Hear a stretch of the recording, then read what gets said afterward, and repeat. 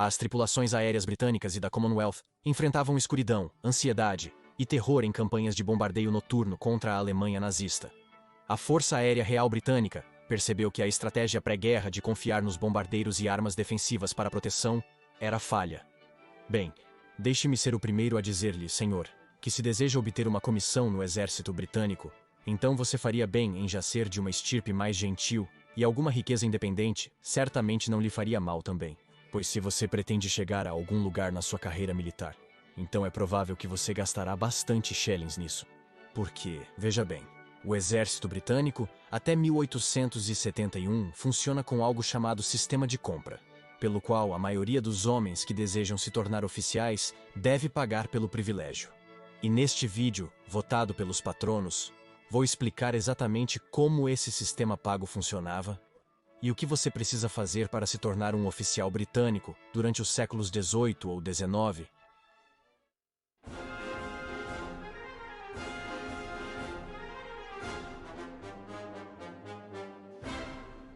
Alguns anos atrás, quando ouvia que um homem comprara sua comissão, presumia ser um indício de corrupção no exército, de acordos sombrios nos quais nobres subornavam oficiais da guarda de cavalos para inserir seus filhos em comandos para os quais não eram qualificados. Isso alimentava o já difundido e de fato patentemente falso estereótipo do covarde e cruel oficial da classe alta.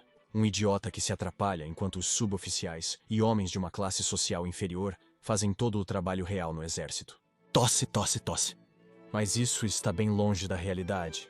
Embora fosse verdade que durante todo o século XVIII, e de fato a maior parte do século XIX também, os homens poderiam literalmente comprar seu posto no exército, isso, sistema de compra e venda de comissões, era na verdade uma maneira formal, legal e até padronizada do exército realmente excluir os covardes, os não cavalheiros e os não qualificados.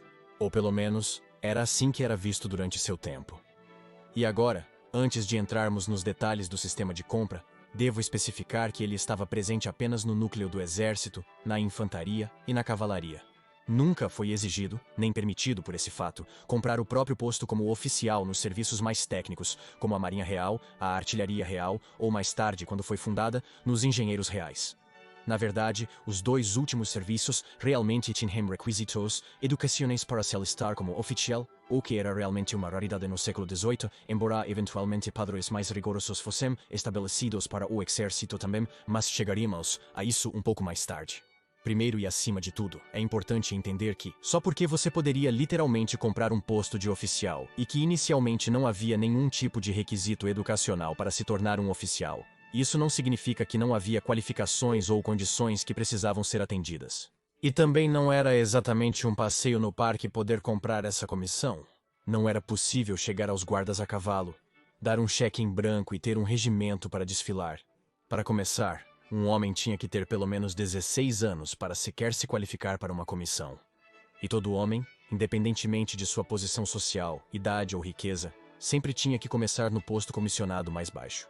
Na infantaria você começa como alferes e na cavalaria como corneteiro. E antes dos dias de programas de treinamento de oficiais formalizados em academias militares como Sandhurst, que incidentalmente encontra suas origens no Royal Military College, que foi fundado em 1801 como parte de uma tendência crescente em toda a Europa para introduzir tais programas de treinamento formal, o homem precisaria solicitar essa comissão ao comandante em chefe através do secretário militar.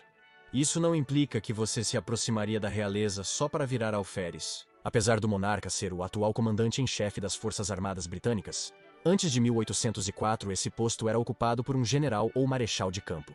Alguns dos homens que ocuparam este cargo, e você pode ter ouvido falar de alguns desses nomes, incluem pessoas como o General George Monk, John Churchill, o futuro Duque de Marlborough, Geoffrey Amherst, Sir David Dundas, Arthur Wellesley, o primeiro Duque de Wellington, e claro, Garnet Wolseley, o primeiro Visconde Wolseley. Mas espere aí, rapaz. Você não acha que pode simplesmente se aproximar de um desses heróis transcendentais com sua carteira aberta e implorar por uma patente tão humilde, acha? Não, certamente não, senhor. Você precisa de um patrono, um homem de boa posição social, e eu cito, em cuja respeitabilidade, o comandante em chefe está confiante. E é apenas depois de ser considerado de caráter e linhagem aceitáveis que você finalmente pode ser colocado no registro para comissão.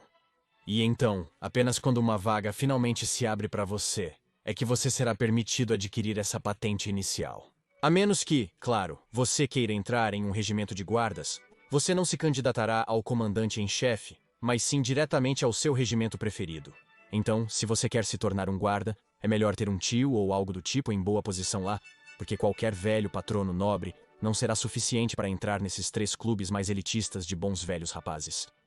Devo mencionar que, se pretende se candidatar após 1849, foram adicionados requisitos educacionais. Assim, precisa passar nos exames de entrada do exército para entrar na lista de espera. Não se preocupe, não é tão difícil quanto o exame do engenheiro real. Então, não importa para onde você está indo, você vai precisar de fortes conexões sociais para chegar lá. E a competição pode ser bastante acirrada, com todo jovem cavalheiro voluntário, ou seja, um cavalheiro que se alistaria no exército como um soldado com a promessa de uma futura comissão, aproveitando a oportunidade para se provar em campo e assim ganhar seu patrono influente e conquistar para si uma comissão gratuita. De fato, havia comissões gratuitas que os homens não precisavam pagar para adquirir. Muitos, se não a maioria, dos oficiais durante o curso de suas carreiras teriam recebido pelo menos uma comissão gratuita, e geralmente eram emitidas como prioridade para candidatos às suas primeiras comissões. Isso permitia que jovens promissores de valor e mérito entrassem no corpo de oficiais, sem depender de apoio monetário ou riqueza independente. Mas, em última análise, sempre cabia ao comandante-chefe decidir se uma comissão seria oferecida gratuitamente ou não. Geralmente, após a introdução de academias militares no início do século XIX, as comissões gratuitas eram concedidas aos cadetes de maior nota. Os que não alcançaram a meta foram os primeiros a registrar para comprar sua comissão. E de fato, a partir de 1862, todas as comissões gratuitas foram para graduados de Sandhurst, atuais sargentos em serviço ou pajens de honra. Então, tudo bem. Talvez por algum movimento celestial, um patife como você conseguiu se formar com pelo menos algum mérito na academia, encontrar um patrono de certa posição digna, e eventualmente uma posição se abriu para você ocupar. Então, parabéns, você adquiriu sua primeira comissão e ainda por cima de graça. Mas mesmo que tenha sido dado gratuitamente, as chances são de que você ainda gastou uma grande quantidade de dinheiro já, ou talvez eu devesse dizer, do dinheiro de outras pessoas. Afinal, seu uniforme não vai se pagar sozinho, vai? Os anos como voluntário cavalheiro ou cadete de Sandhurst provavelmente também acarretaram suas próprias dívidas. Bem, pelo lado positivo, a nova comissão que lhe foi entregue tem um valor monetário muito real. É basicamente um ativo financeiro, quase como uma ação ou uma participação no seu próprio regimento, e pode realmente ser vendido por um valor uma quantia considerável além do salário que você receberá enquanto serve.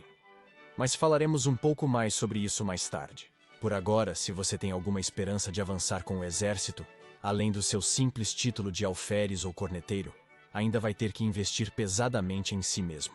Porque para adquirir uma nova posição no exército, você vai vender sua antiga comissão e colocar o lucro em direção ao maior custo de sua promoção. Essencialmente, para subir de posição, você terá que pagar a diferença de custo por conta própria. Embora, bem, sim, eu suponho que é tecnicamente possível avançar na patente sem nunca ter que pagar pela sua comissão, pois a maioria das comissões gratuitas são oferecidas a novos oficiais masculinos, mas outras oportunidades sempre existem. Por exemplo, se por algum motivo o corpo de oficiais for expandido, como o levantamento de um novo regimento, então esses novos postos geralmente seriam distribuídos gratuitamente. E claro, sempre há o método de avanço muito mais sombrio, como se um oficial perdesse a vida, seja por doença ou ação inimiga. Sua comissão é colocada como uma não comprável. De fato, a guerra pode ser um negócio sombrio e sujo, mas para a classe de oficiais, também pode ser imensamente lucrativo, porque para cada batalha ganha ou perdida, e cada surto de doença, uma série de novas vagas de emprego se tornam disponíveis, permitindo aos oficiais mais ávidos e zelosos a oportunidade de avanço rápido e barato. Assumindo que eles também sobrevivam à guerra, é claro. Mas se você espera ter uma vida fácil em tempos de paz, bem, não espere muitas dessas oportunidades.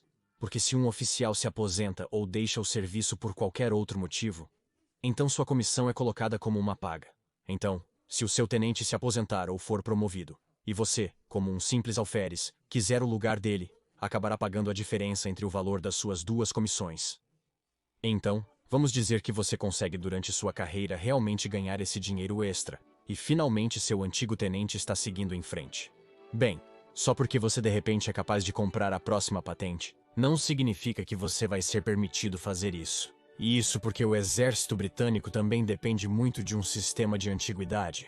Simplesmente, aqueles homens que serviram mais tempo que você têm maior autoridade se vocês forem do mesmo posto. Por causa disso, exceto em casos extremos como uma corte marcial, ou um cenário onde o moral de um regimento está muito abalado, o primeiro direito de recusa sempre segue a ordem de antiguidade. Então, provavelmente, se houver outro alferes que também está ansioso por esse mesmo trabalho, e cuja comissão data até um mês antes da sua, ele vai conseguir, não você. Há requisitos mínimos de antiguidade para adquirir a próxima patente. Logo, mesmo que a pessoa à sua frente recuse a chance, você ainda precisaria ter permanecido em sua posição por alguns anos. Antes que você pudesse aceitar. Para adquirir sua capitania, é necessário ter sido um subalterno, como alferes, corneteiro ou tenente, por no mínimo 2 anos. E para se tornar um major ou superior, você precisará de um mínimo de 6 anos de experiência como oficial. E novamente, se você estiver se candidatando em algum momento durante o século XIX, então provavelmente também terá que passar por mais um exame para assumir seu novo papel, já que estes foram lentamente introduzidos ao longo da era vitoriana para aumentar a profissionalização dos oficiais. Agora, o mercado de comissões pagas estava longe de ser livre.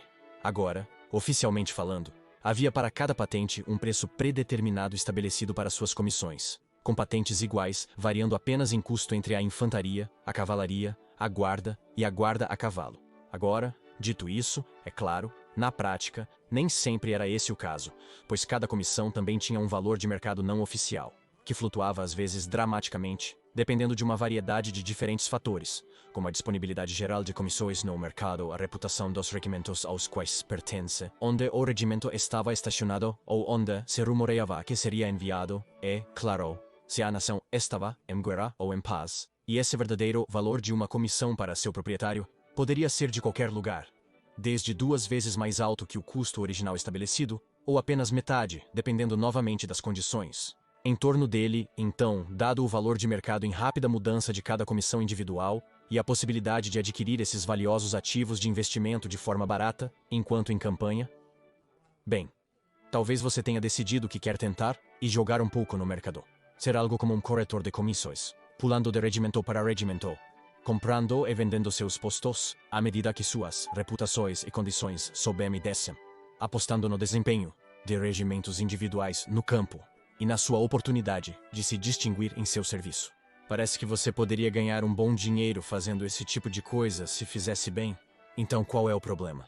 Bem, enquanto era absolutamente possível trocar a sua comissão com um oficial de igual patente em outro regimento, que talvez você sinta que tem maior valor, ao fazer isso, você também se tornaria o homem mais júnior dessa patente, perdendo toda a sua antiguidade. E como tal, o poder tanto na oportunidade de avanço quanto na estrutura social que vem junto com essa antiguidade. Digamos, por exemplo, que o capitão Gardner do 54 Regimento decida por algum motivo trocar sua comissão com um homem de patente igual no 10º Regimento a pé.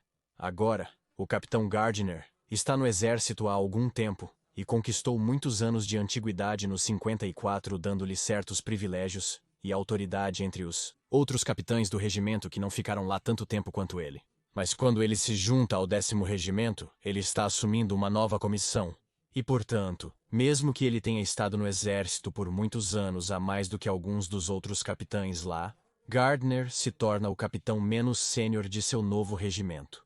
Logo, um longo serviço em um único regimento era recompensado, e a menos que fosse para escapar de uma situação ruim dentro do seu antigo regimento, ou para comprar uma posição mais alta em um novo, caso em que você seria o homem mais júnior do novo posto de qualquer maneira, geralmente não era uma boa ideia pular de regimento para regimento, pois tornaria quase impossível qualquer avanço adicional em qualquer regimento, já que você sempre teria o último direito de recusa.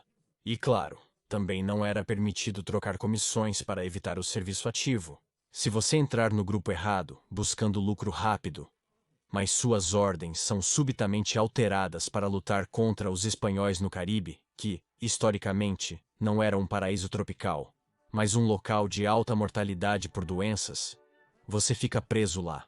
Então, em vez de tentar jogar no mercado de comissões, você descobrirá que é muito mais valioso, tanto para a sua reputação quanto para as suas finanças, ficar com um regimento individual, e só mudar de regimento quando for em nome do avanço da sua comissão.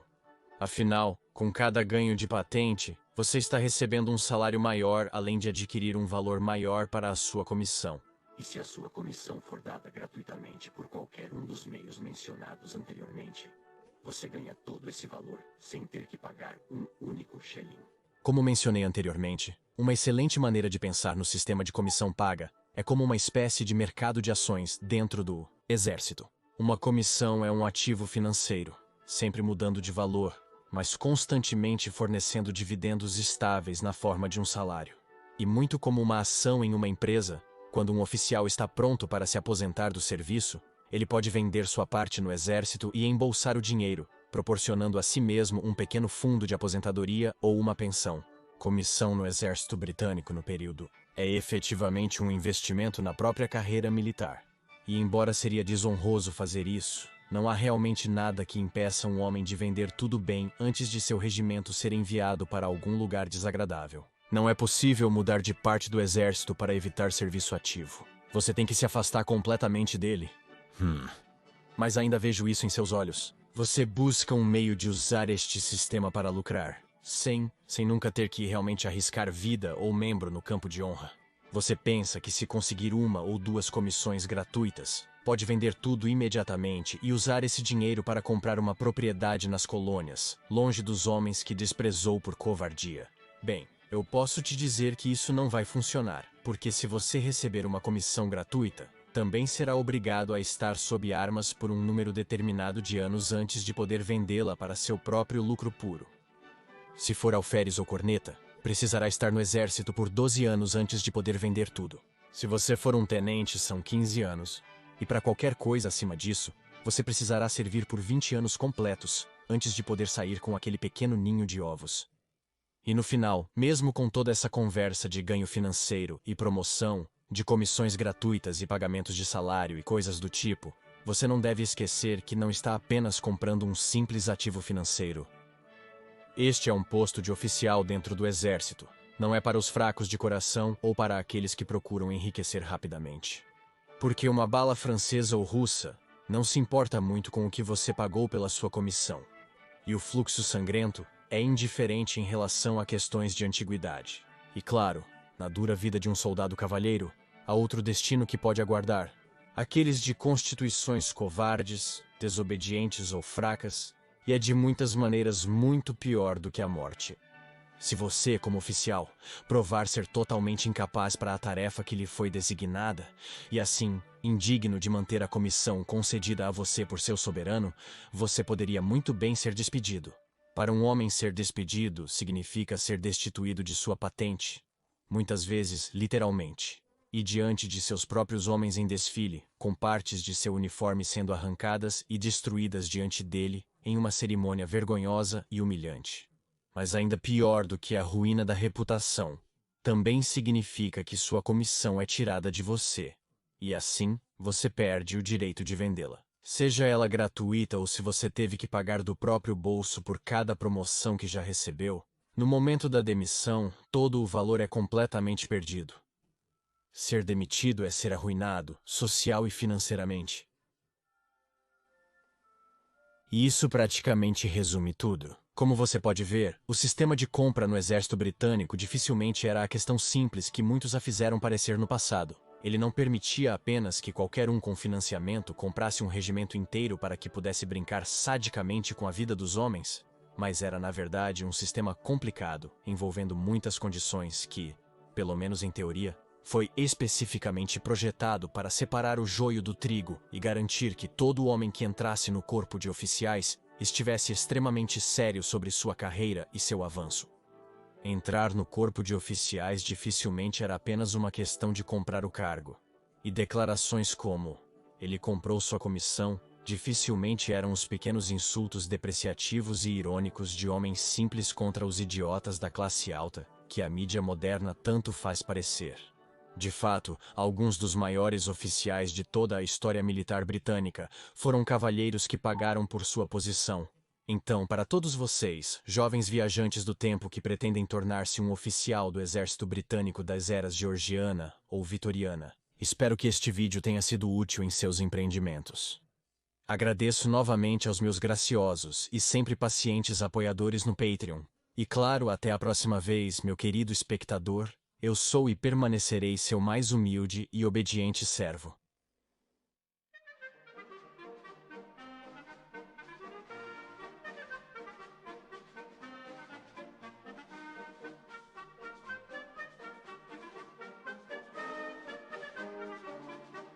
Obrigado.